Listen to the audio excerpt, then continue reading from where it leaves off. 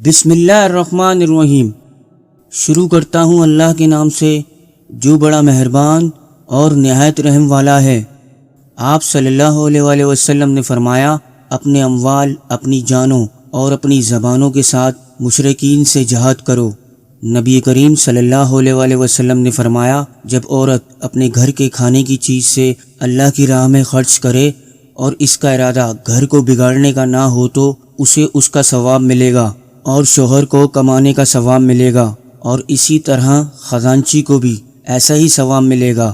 حضرت ابن عباس رضی اللہ تعالی عنہ بیان کرتے ہیں، رسول اللہ صلی اللہ علیہ وآلہ وسلم نے فرمایا، دو آنکھیں ہیں جنہیں جہنم کی آگ نہیں چھوئے گی، ایک وہ آنکھ جو اللہ کے ڈر سے روئی اور دوسری وہ آنکھ جو رات کے وقت اللہ کی راہ میں پہرا دیا۔ تو دوستو، یہ حدیث کے حوالے نیچے لکھیں، فیس بک اور واٹس ایپ پہ ضرور شیئر کریں، اور اگر چینل کو سبسکرائب نہیں کیا ہے تو سبسکرائب کر لیں۔ السلام علیکم۔